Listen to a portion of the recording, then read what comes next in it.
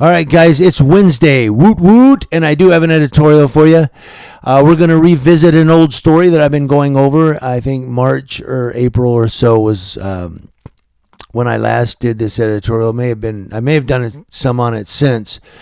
But there's new developments in this story. It happened just yesterday, October 1st. I'm going to give you the new development, and then we're going to rehash and go through who all of these people are.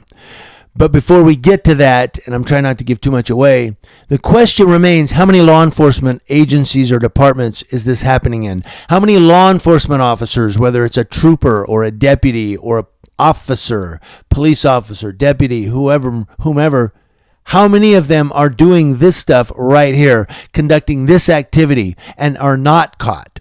These guys happen to get caught. These guys happen to get charged and some convicted.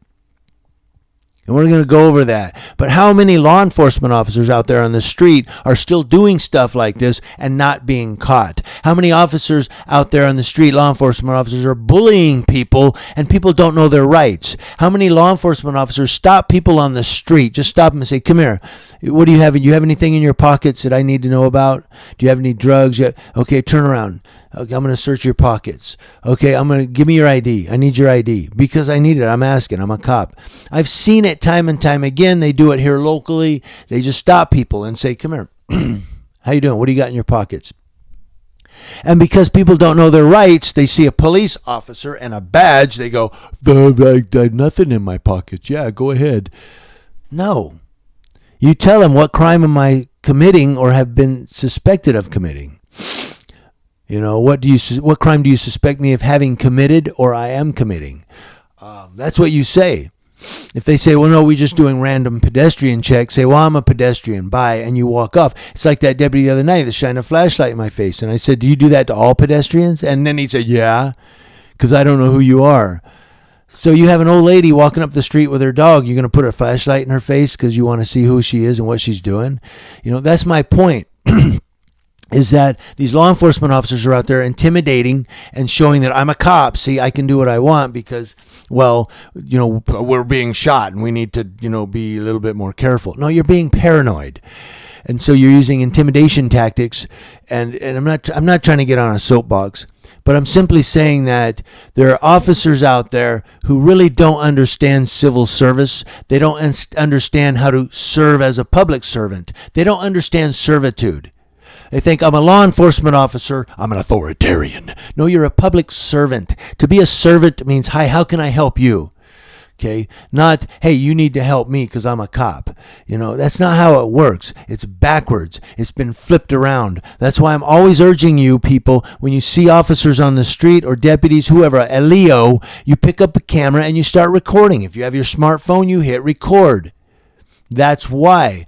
So these guys did get caught, and the question remains, how many have not been caught? We're talking, of course, about New Jersey's Paterson Seven. The Paterson Seven, the circle's been complete. All 7 officers are either being charged or have been charged and convicted. We're going to go not only through the new development from October 1st, but we're going to talk about who they are. And I'm going to call them out kind of like a football team because they're the Paterson Seven.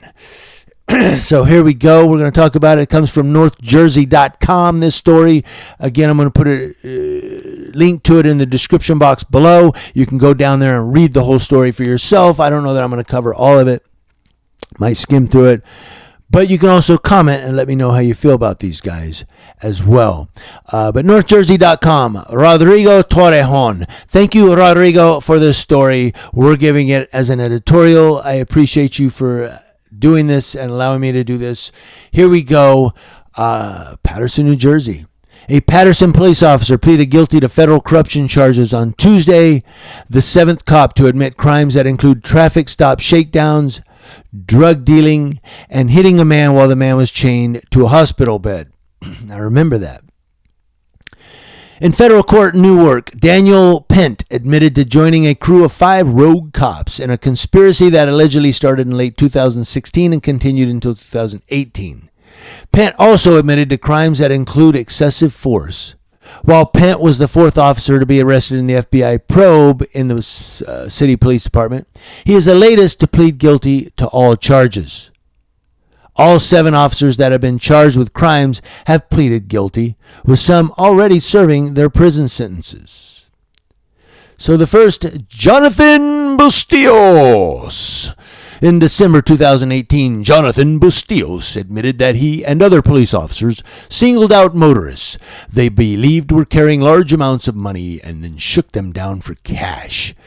During his guilty plea in federal court, Bustillos said the illegal stop started in 2016, continued in 2018, and at the time of his arrest, those crimes in 2018 were the only ones revealed. In his guilty plea, Bustillos also implicated Paterson police officer Yuri Ramos and others for participating in the conspiracy with him. Ramos had already been arrested in the case, but authorities had not accused any other cops of making the illegal stops. And of course, he implicated Yuri Ramos. He sung like a canary. His plea was the first public indication that additional officers might have engaged in the crimes.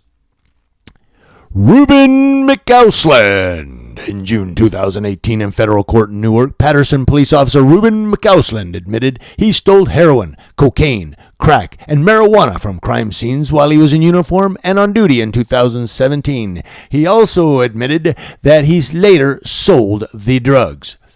McCausland also admitted he pushed, punched, and struck a suicidal patient while the victim was in a wheelchair and lying on a bed in a Paterson hospital. He said he then tried to cover it up by filing a false police report. He admitted to that. He pleaded guilty to 1 drug dealing offense and conspiracy to violate the hospital patient's civil rights, crimes that carry a total maximum sentence of 50 years and a minimum of 5. However, in March of this year, U.S. District Judge William Walls sentenced McCausland to 66 months, more than 5 years. Yeah, but less than 10. So he got 5 years and some change for that. Because during the sentencing, Judge Walls called McCausland a street hustler, but only gave him 66 months. Any other street hustler that wasn't a cop probably would have got 66 years or something. I don't know.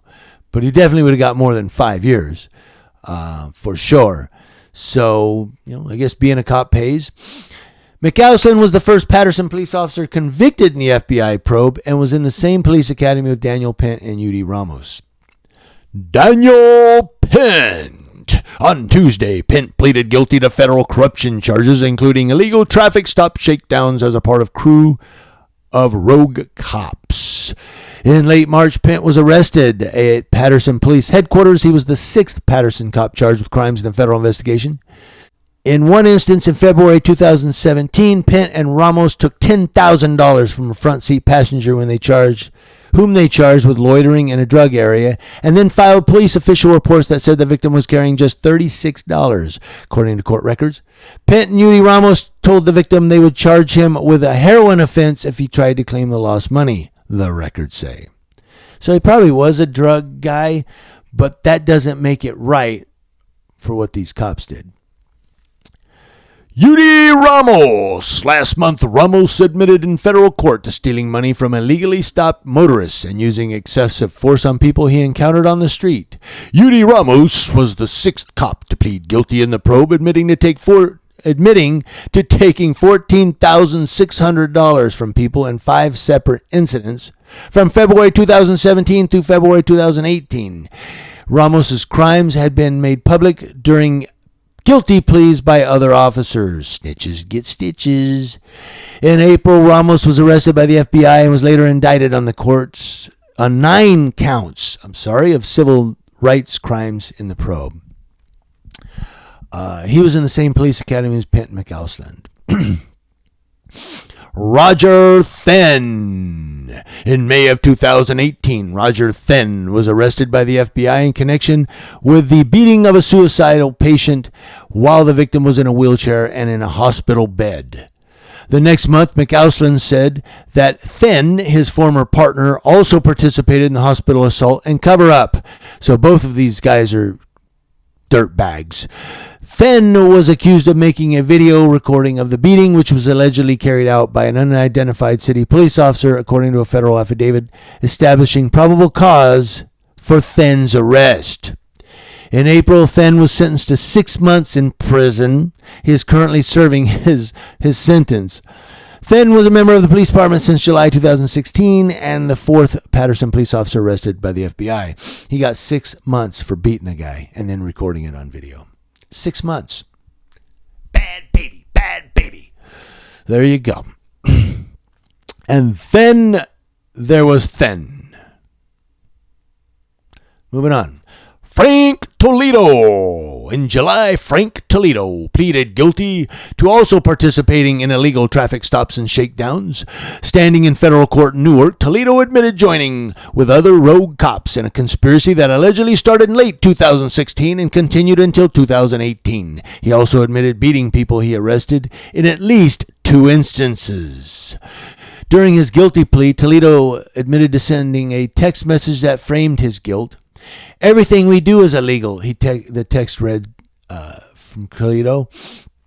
Toledo had been suspended for a brief time during the summer of 2018 as a result of the federal probe, but returned to work and had not faced criminal charges until July, at which point, there you go.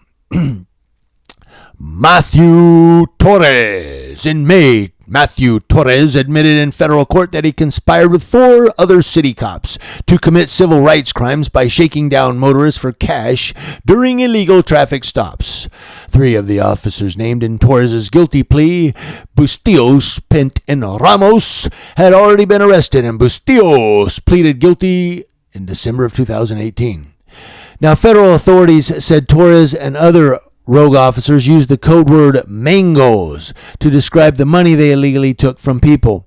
The crew of rogue cops sometimes used fake paperwork to trick their victims into believing the cash seizures and vehicle stops represented legitimate law enforcement work, according to the United States Attorney's Office. Now, Joe Malinconico, I know I'm going to get this wrong. I apologize, Joe. Joe Malinconico of Paterson Press contributed to this article as well. Thank you, Joe, and thank you, Rodrigo. Both of you guys rock for exposing these guys. And now I'm taking your story and letting the whole world know about the Paterson Seven, who are out there and have now been charged and or convicted of their crimes. Again, the question remains, how many cops are out there doing this that have not been charged and not been convicted? I want to know. That's why we record the police, because when they lie in a police report and say, well, this happened, and maybe the person files an internal affairs complaint, and they say, well, there was a guy recording out there on the street, our video's on YouTube telling the truth. So that's why you guys need to record video. It tells the truth. It shows what happened. That's why cops always want us to back up.